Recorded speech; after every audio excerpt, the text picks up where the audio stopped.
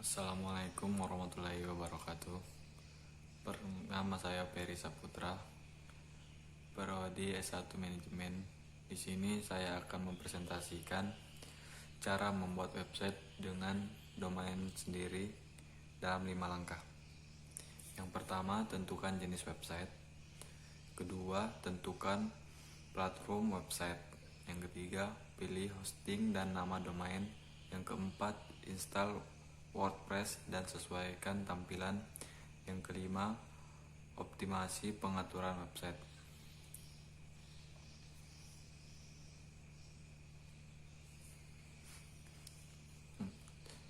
Sebelum membahas soal teknis cara membuat website, langkah pertama yang perlu Anda lakukan adalah menentukan jenis website seperti apa yang ingin Anda buat. Dengan menentukan jenis website yang tepat, Anda akan punya bayangan konsep website seperti apa yang akan Anda bangun.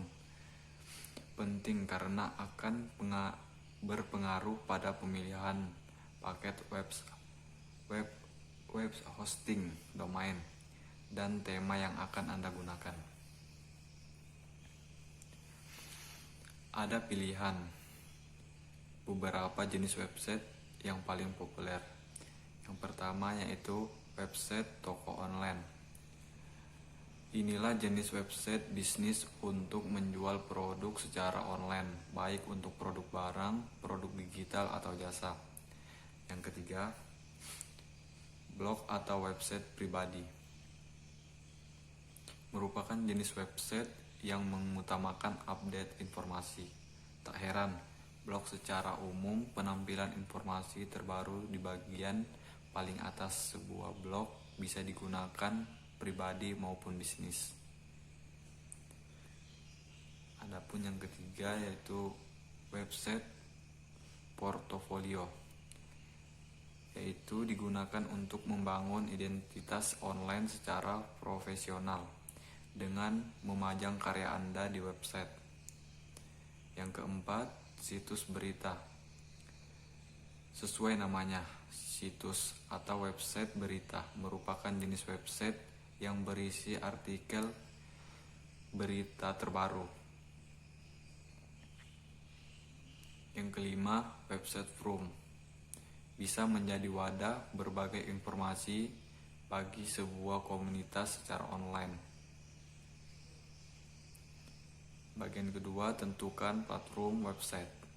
Seperti yang sudah disebut di awal, Anda bisa bikin web tanpa perlu pengetahuan coding sama sekali. Anda tidak perlu menggunakan kode. Selain itu, cara membuat website dengan langkah tersebut akan memerlukan waktu yang cukup lama. Dengan WordPress, Anda dapat menggunakan website dengan mudah tanpa harus menguasai atau memasukkan nama, deskripsi website, dan memilih website Anda sudah dapat digunakan dan diakses melalui internet. Sudah banyak perusahaan besar yang mempercaya websitenya kepada WordPress. Beberapa di antaranya adalah Sony Music, Microsoft New Center, dan Walt Disney Company. Pengertian WordPress. Apa itu WordPress?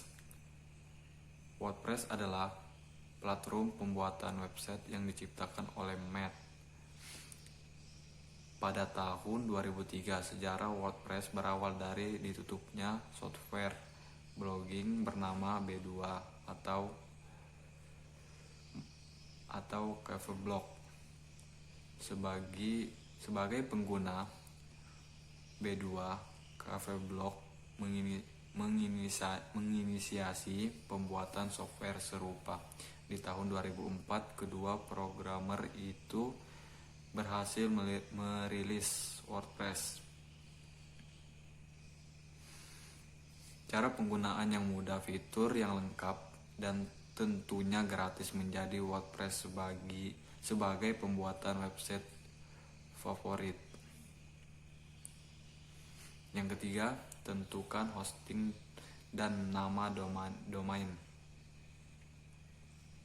Setelah menentukan WordPress sebagai platform pembuatan website, kini saatnya Anda memilih layanan hosting untuk website Anda. Intinya semua perubahan yang Anda buat di WordPress akan disimpan di hosting. Jika Anda perlu memilih layanan hosting, dan hati-hati karena semua data website Anda tersimpan.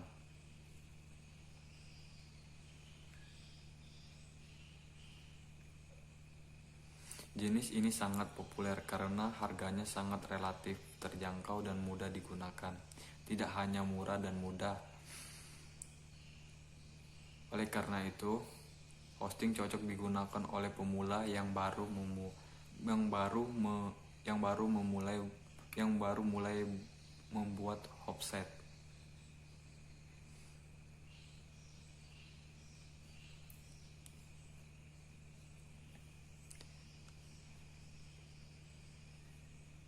Jika Anda tidak punya keahlian teknik pengelola VPS tapi ingin punya kapasitas besar, Vault Hosting adalah solusi yang tepat.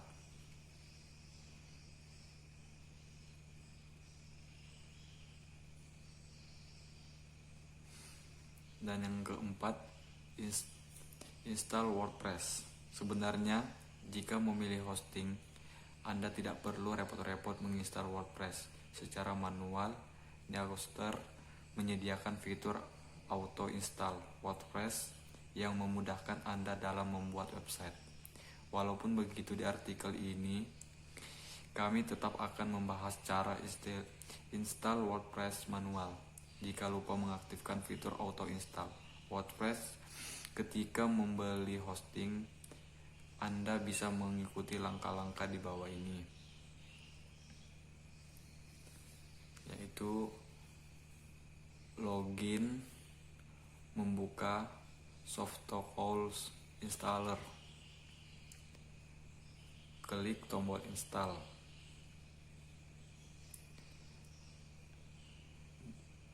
memilih domain, isi detail website, masuk username dan password, terus instalisasi selesai. Yang kelima, optimasi pengaturan WordPress.